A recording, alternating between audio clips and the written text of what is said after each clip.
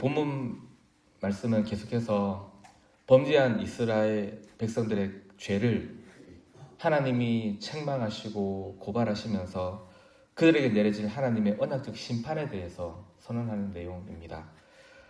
본문 전체에서 그 죄와 심판의 내용을 오늘 본문은 크게 두 개로 나눠볼 수 있습니다. 1절에서 6절까지 하나, 그리고 뒤에 10절에서 17절까지 하나입니다.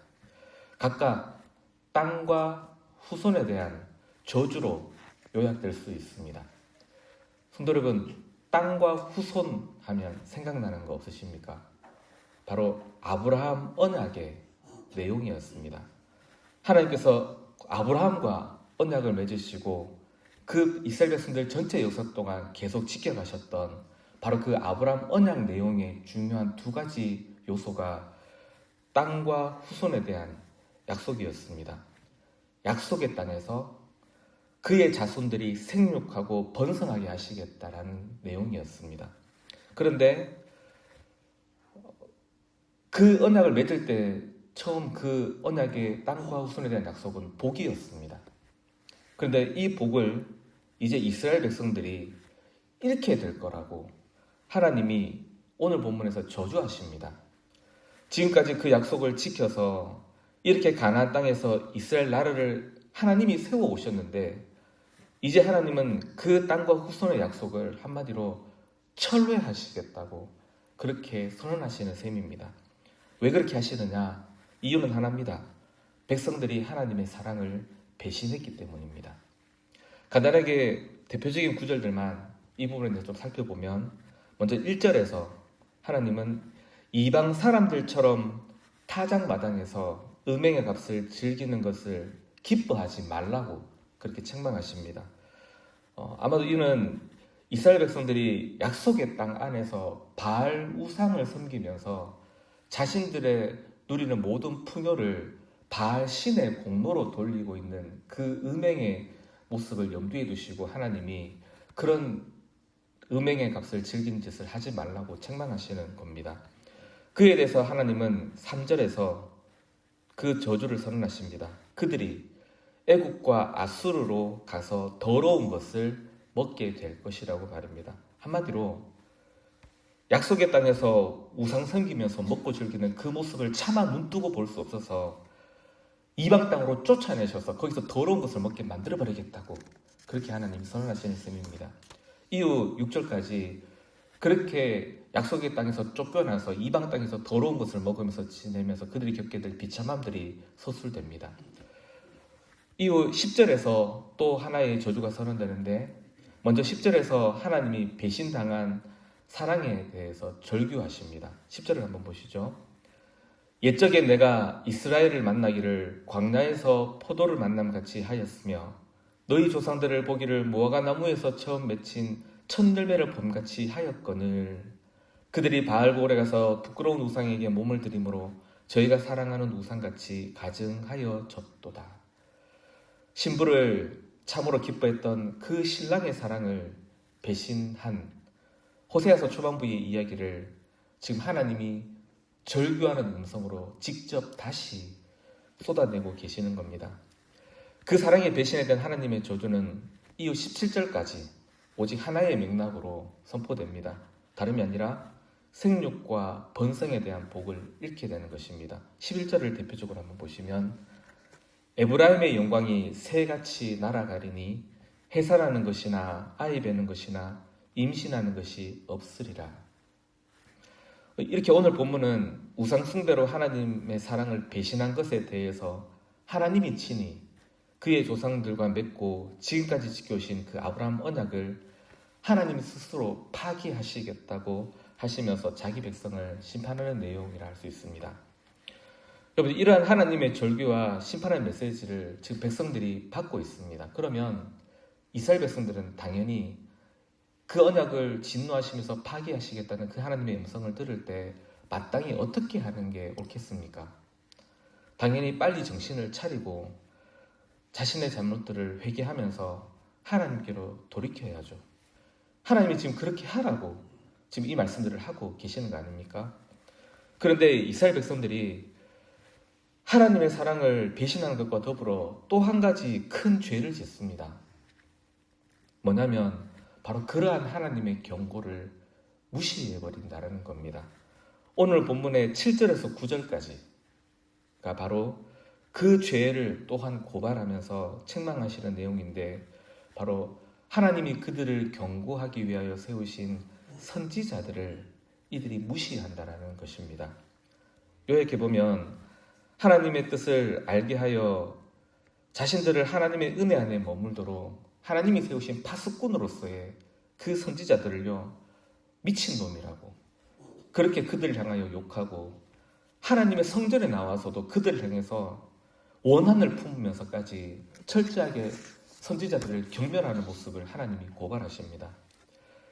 이스라엘이 처음부터 하나님의 사랑을 배신하는 것도 큰 죄지만, 이후 그들을 죄에서 돌이키기 위하여 열심을 내시는 하나님이 계속된 사랑을 무시한 건 더 큰 죄입니다.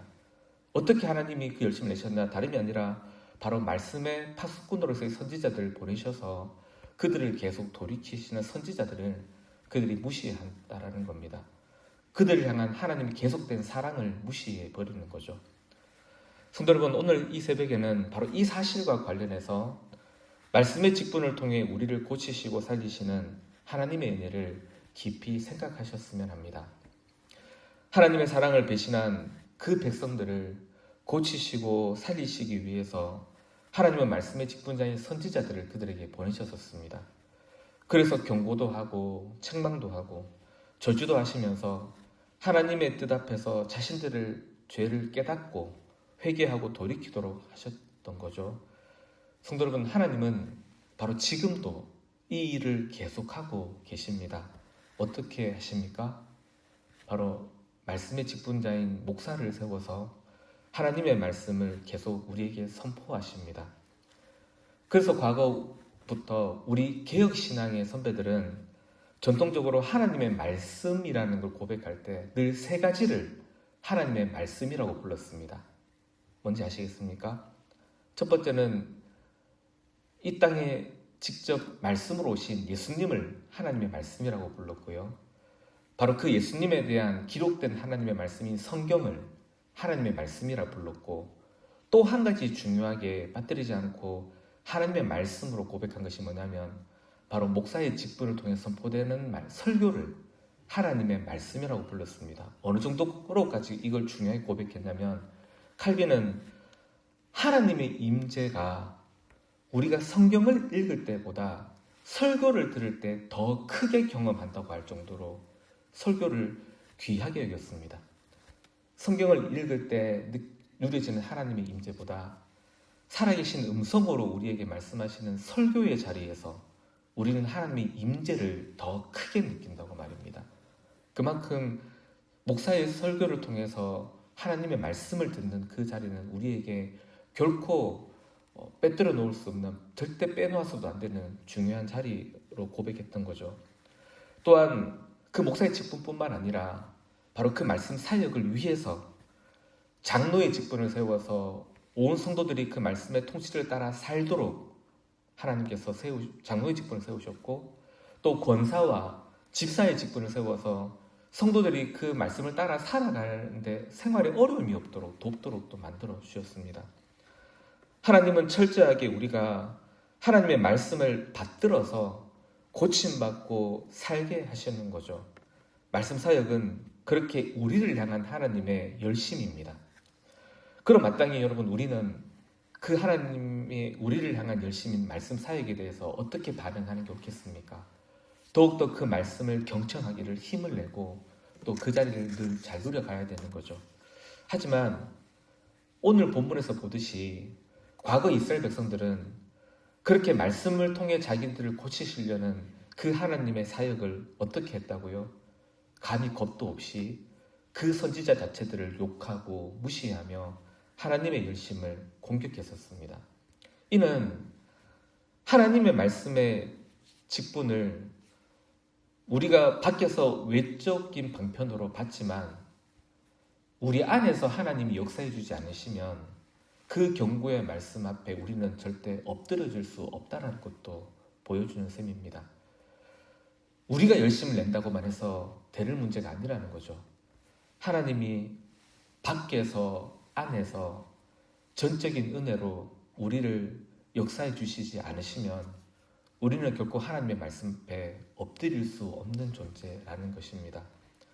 그래서 우리가 하나님의 말씀을 늘 사모할 때 항상 두 가지 측면에서 우리는 엎드려야 합니다.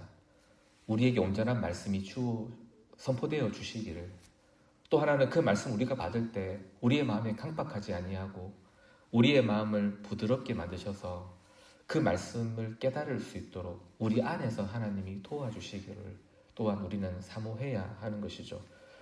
우리 이 시간, 이 새벽에 기도하실 때 바로 우리 성막교회와 온 성도들이 지금도 살아계셔서 말씀으로 통치하시며 우리에게 역사하시는 그 하나님의 말씀의 역사가 우리에게 온전히 주어지기를 또 한번 사모하시면서 기도하시면 좋겠습니다. 말씀의 직분자들을 통해서 더욱 진실한 말씀이 우리에게 주어지기를 사모하고, 또 우리 성도들이 그 말씀 듣기를 더 열심을 내고 사모하면 물론이요, 하나님께서 우리 밖에서 우리 안에서 정말 이 말씀에 우리가 사로잡히도록 전적인 은혜를 베풀어 달라고 함께 기도하셨으면 좋겠습니다.